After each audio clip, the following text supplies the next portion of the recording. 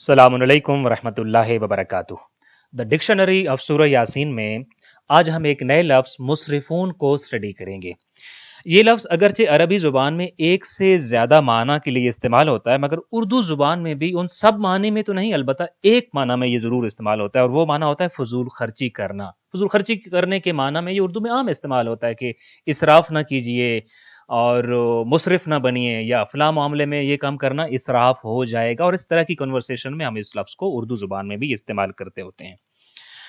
قرآن مجید میں یہ جو لفظ ہے اس کی فیملی کے مختلف الفاظ 24 ٹائمز یعنی 24 مرتبہ استعمال ہوئی ہیں، اور تمام مقامات پر یہ قرآن میں جہاں جہاں پر بھی استعمال ہوا ہے یہ باب افعال کی صورت میں ہی استعمال ہوا ہے۔ عربی زبان میں جب الصرف کہا جاتا ہے تو الصرف کا معنی ہوتا ہے کہ مقرر کی گئی یا معین شدہ حد سے آگے بڑھ جانا اور اس سے تجاوز کرنا، اور ایسا کام کرنے والے یعنی کہ متعین حدود سے آگے نکل جانے والے اور مقرر کی گئی حد سے آگے بڑھ جانے والے لوگ جو ہوتے ہیں وہ مسرفین کہلاتے ہیں، کہ جن کے بارے میں قرآن نے یہ فیصلہ کیا ہے کہ انہ لا یحب المسرفین، یا ایک اور آیا میں جیسا کہ آتا ہے کہ ان المسرفین ہم اصحاب النار، یعنی حد سے نکل جانے والے یا جو مسرفین ہوتے ہیں خدا ان کو دوست بھی نہیں رکھتا اور وہ دوزخی بھی ہیں۔ ایک یہ ٹاپک اس لحاظ سے بھی بڑا اہم ہے کہ ہمیں جاننا ہے کہ خدا نخواستہ اگر ہم مسرف ہوئے، ہم نے اسراف کیا یا کر رہے ہوئے، تو دو باتیں طے ہیں۔ پہلی بات تو یہ کہ اللہ ہمیں پسند نہیں کرے گا اور ہم اس کو قبول نہیں ہیں، اور دوسری یہ کہ ہم اصحاب النار، کے جو لوگ مسرفین ہیں وہ جہنم کا ایندھن ہے اور وہ جہنم والے افراد ہیں۔ لہذا یہ ٹاپک اور زیادہ اہمیت ہمارے لیے اختیار کر جاتا ہے کہ ہم اس چیز کو جان سکیں یہ کیا ہوتا ہے، اور ہم کہیں اس میں انوالو تو نہیں ہیں۔ یہ تو ہو گیا اسراف کا معنی کہ کسی بھی مقرر کی گئی معین شدہ حد سے تجاوز کر جانے اور آگے بڑھ جانے اور باہر نکل جانے کو ہم اسراف کہتے ہیں۔ لیکن سوال یہ ہے کہ کس معاملے میں حد سے نکل جانا اور کس معاملے میں حد سے تجاوز کر جانا؟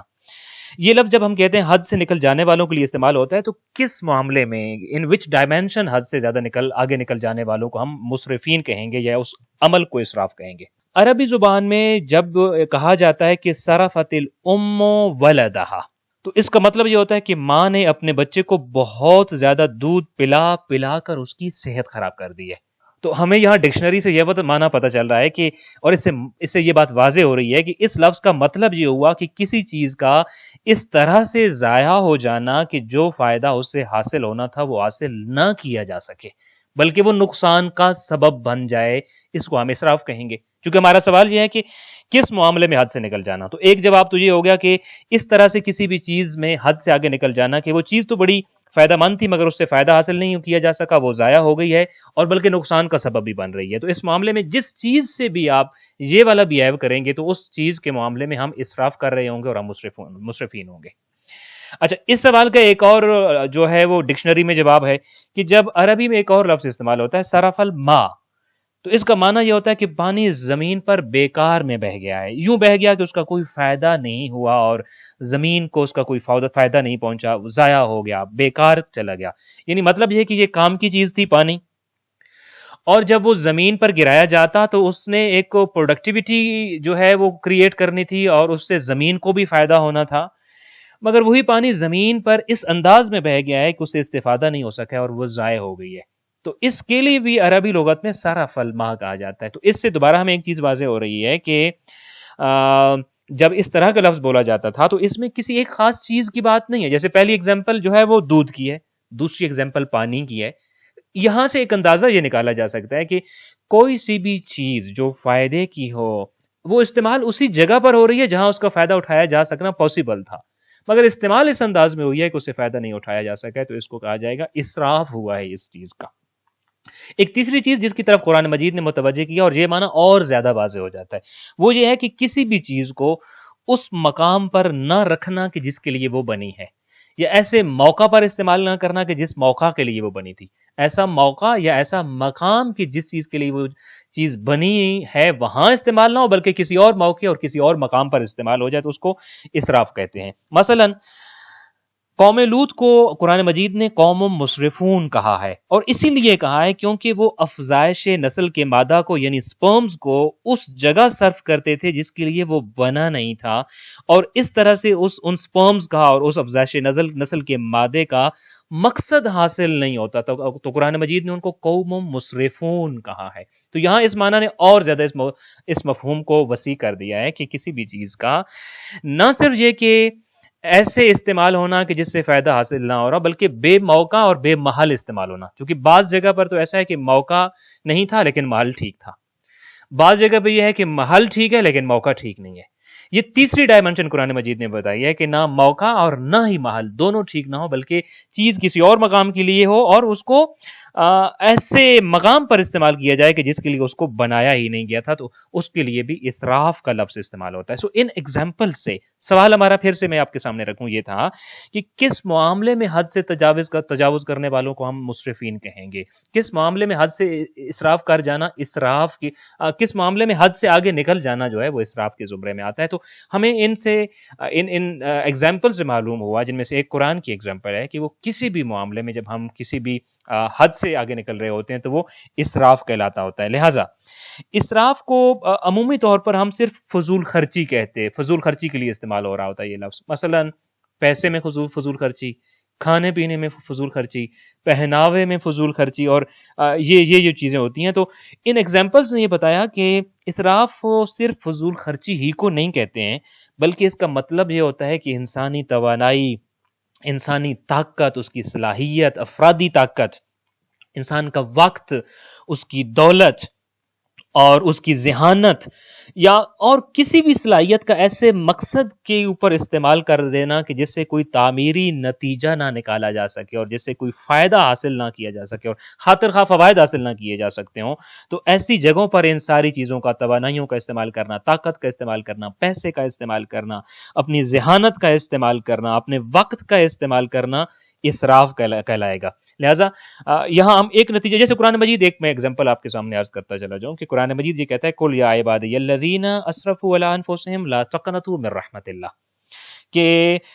کہہ دیجئے کہ اے وہ لوگوں جنہوں نے اپنے اوپر اسراف کیا ہے، لا تقنطوا من رحمت اللہ، اللہ کی رحمت سے مایوس نہیں ہو۔ یہاں بالکل ایک وسیع مفہوم میں یہ لفظ آیا ہے، جیسے کبھی ہم نے آپ کے سامنے عرض کیا کہ یہاں مالی فضول خرچی کی بات نہیں کی گئی، یہاں کھانے پینے کے ایٹمز میں فضول خرچی کی بات نہیں کی گئی، بلکہ ایک عمومی مفہوم ہے کہ جنہوں نے بھی اپنی جانوں پر زیادتی کی، جنہوں نے اپنی جان کے اوپر ظلم کیا، جنہوں نے اپنے ساتھ ناانصافی کی، وہ ناانصافی کس بنیاد پہ تھی؟ مثلا اپنا وقت ضائع کر دیا۔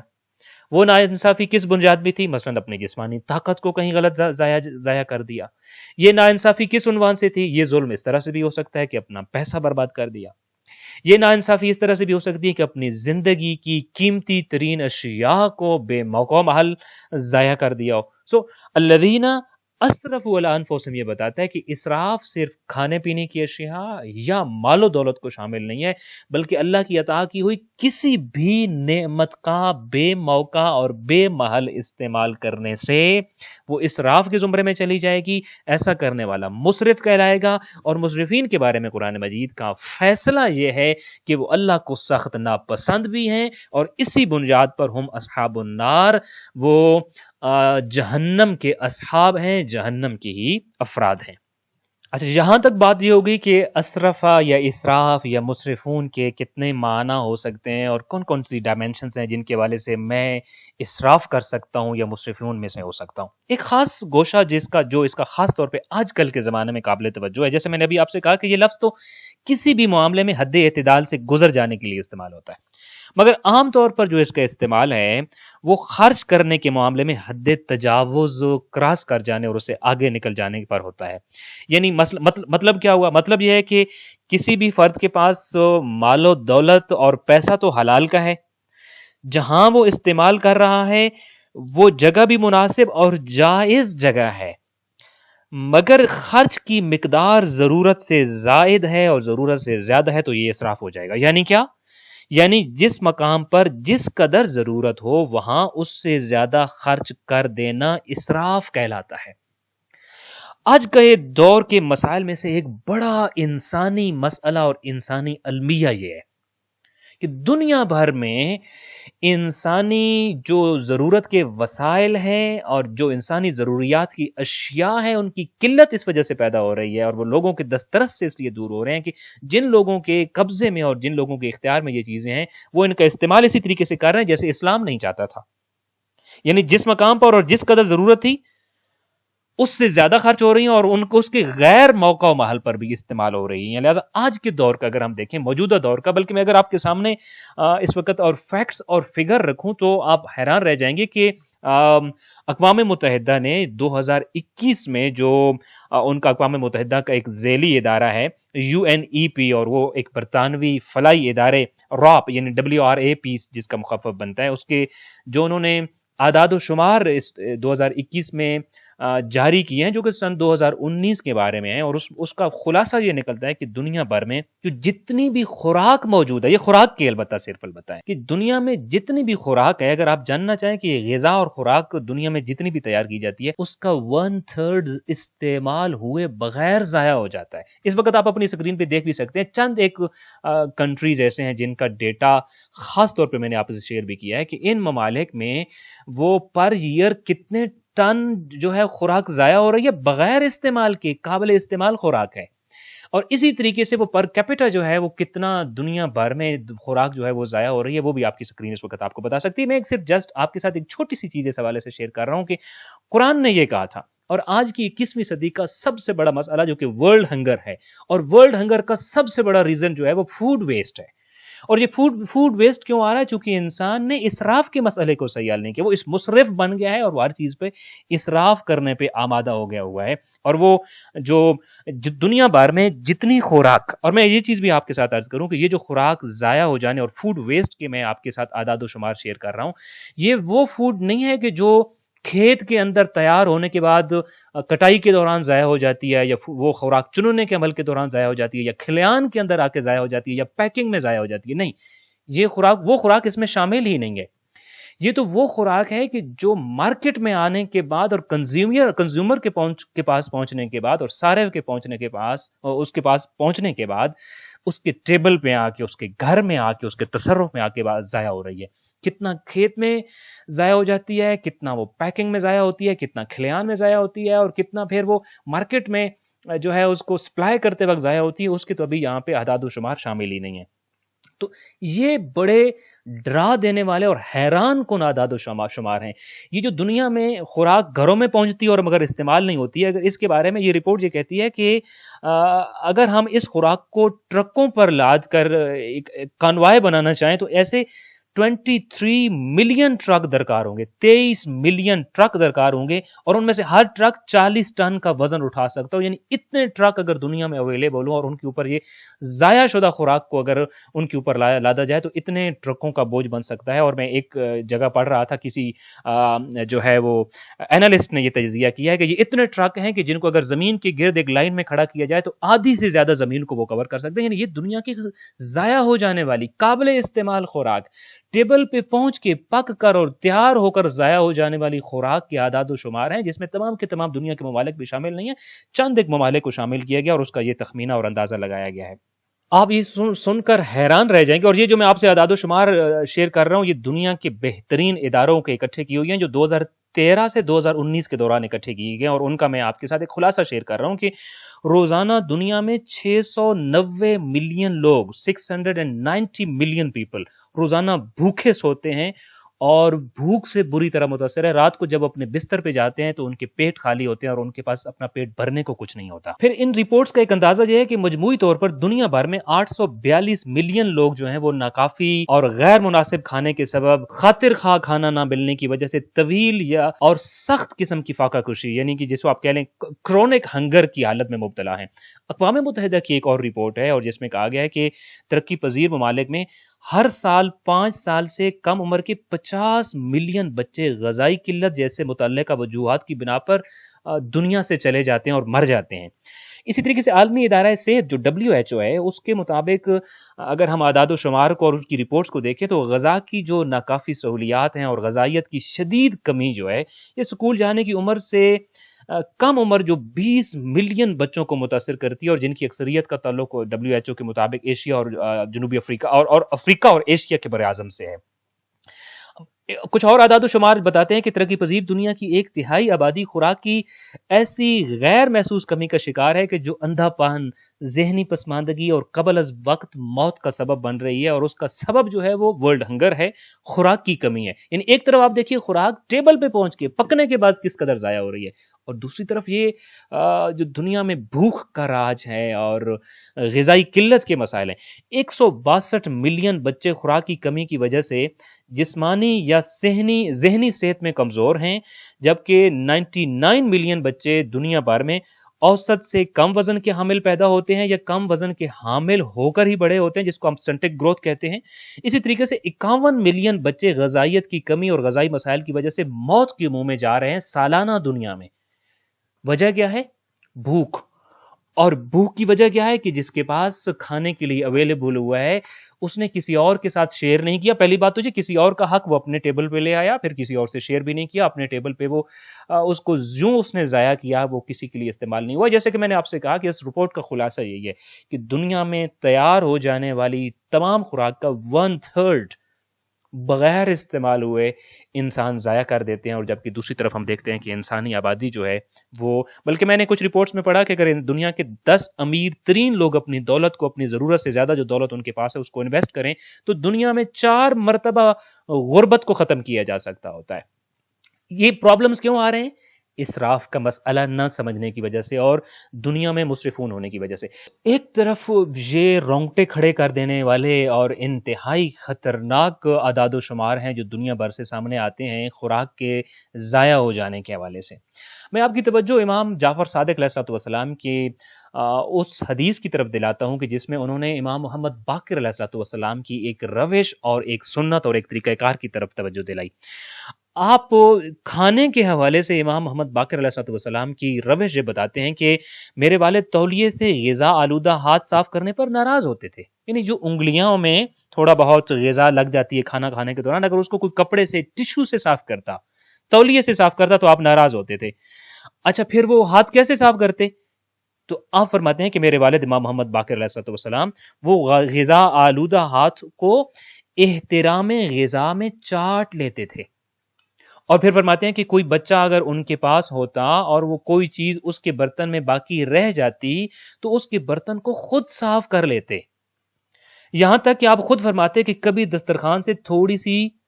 غذا گر جاتی ہے تو میں اسے تلاش کرتا رہتا ہوں۔ اس حد تک کہ گھر میں موجود خادمہ ہنستی ہے کہ میں غذا کے تھوڑے سے ٹکڑے کو تلاش کرتا پھرتا ہوں۔ یہ امام محمد باقر علیہ السلام کی روش ہے جو ان کے معصوم فرزند اور چھٹے امام جعفر صادق علیہ السلام ہمارے سامنے نقل کر رہے ہیں کہ امام علیہ السلام کی روش یہ تھی، 5ویں امام علیہ السلام کی روش یہ تھی کہ ہاتھوں پہ لگی غذا کو ٹشو سے، تولیے سے، کپڑے سے صاف کرنا ناپسند کرتے تھے۔ وجہ کیا تھی؟ احترام غذا، کہ یہ ہاتھ پہ جو تری لگی ہے، خوراک کا معمولی سا حصہ ہاتھ کے انگلی کے کناروں پہ لگا ہے، یہ اگر میں ٹشو سے صاف کروں گا تو یہ ضائع چلا جائے گا۔ اس اسراف میں بھی خود کو مبتلا نہیں کرتے تھے، وہ چاٹ لیتے تھے، چوس لیتے تھے اپنی انگلیوں کو۔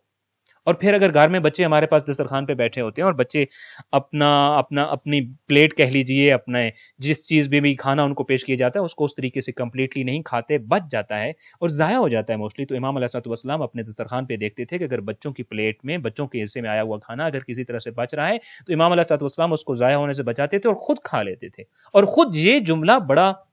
عجیب تر اور بہت متوجہ کرنے والا ہے کہ چونکہ یہ دیکھیں نا، مسرفین کے بارے میں خدا نے جو قرآن میں فیصلہ کر دیا ہے اس کے بعد حق بنتا ہے کہ ہم امام محمد باقر علیہ السلام کی اس سیرت کے بارے میں اور اس عمل کے بارے میں سوچیں، اور یہ ہماری آنکھیں کھولنے کے لیے کافی ہے کہ آپ کے دسترخوان سے اگر کھانے کا چھوٹا سا ذرہ بھی گر جاتا، کچھ چھوٹا سا حصہ بھی گر جاتا تو آپ علیہ السلام اس چھوٹی سی تھوڑی سی گری ہوئی غذا کو تلاش کرتے یوں پھر رہے ہوتے تھے جہاں وہ کھانا کھاتے تھے کہ گھر کی کنیز اور گھر کی خادمہ اس بات پر ہنستی تھی کہ امام علیہ السلام غذا کے اس تھوڑے سے ٹکڑے کو تلاش کر رہے ہیں اور کتنی دقت سے اور کتنی دیر سے تلاش کر رہے ہیں، چونکہ آپ جانتے تھے کہ اس غذا کی ناشکری، بلکہ اس پوری حدیث کو اگر میں آپ کے سامنے عرض کروں تو اس میں آپ نے فرمایا کہ گزشتہ امتوں میں سے بہت ساری امتوں کی تباہی اور سزا اور عذاب کا سبب یہ وجہ بنی تھی کہ انہوں نے اللہ کی نعمتوں اور غذا اور یہ جو اللہ کی دی گئی نعمتیں ہیں ان میں اسراف کیا تھا، ان کی قدر و قیمت جو ہے وہ نہیں پہچانی تھی، اور پھر اللہ نے ان کو ناشکری کرنے کے سبب اور ان نعمتوں کو ضائع کرنے کے سبب نہ صرف یہ کہ ان سے اپنی برکتیں لے لیں، ان کے اوپر اپنا قحط نازل کیا، اور بعض امتوں کو تو صفحہ ہستی سے بھی اس بنیاد پر مٹا دیا۔ آج جب ہم اس لفظ کو اسٹڈی کر رہے ہیں تو در حقیقت ہم نے ایک لفظ اسٹڈی نہیں کرنا، بلکہ ایک پورا چیپٹر، ایک پورا نظریہ، اور ایک پورا لاہ عمل، اور ایک پورا انسانی جو کہہ لیجئے بیہیویئر ہے، اس کو ہم نے اسٹڈی کرنا ہے کہ اللہ کی دی گئی نعمتوں کے حوالے سے۔ یہ تو کھانا پینا صرف ایک ایگزامپل ہے، اس حوالے سے بھی باقی بھی اللہ نے جو کچھ نعمت مجھے میری زندگی میں دی اور ہمیں ہماری زندگی میں عطا کی ہے، کہیں ہم اس میں ناشکری تو نہیں کر رہے، کہیں ہم ان کو بے موقع استعمال تو نہیں کر رہے، بے محل استعمال تو نہیں کر رہے، حد سے زیادہ استعمال تو نہیں کر رہے۔ بعض اوقات ہم اس چیز پہ مطمئن ہو جاتے ہیں کہ یہ چیز بنی ہی اسی موقع کے لیے، لہذا اسی موقع پہ تو استعمال کر رہے ہیں۔ وہ چیز جس موقع کے لیے بنی ہے اس موقع پر بھی اگر حد سے زیادہ استعمال کی جائے تو اس کو بھی اسراف کہتے ہوتے ہیں، جیسا کہ میں نے مختلف ایگزامپل سے آپ کے سامنے عرض کیا ہے۔ آج کا لیکچر، آج کا یہ بوسٹر تھوڑا لینتھی اس لیے ہے کہ یہ انتہائی اہم مسئلہ ہے، اور میں آخر میں ایک بار پھر اپنے آپ کو اور اپنے تمام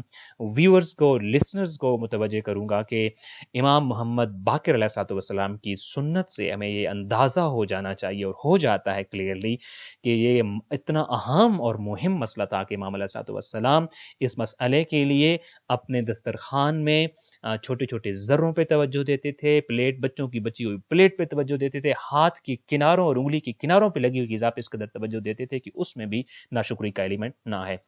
دعائے خالق کائنات ہمیں ہماری زندگی میں ملی ہوئی اللہ تعالیٰ کی تمام نعمتوں، جو خوراک ہے، جو مال و دولت ہے،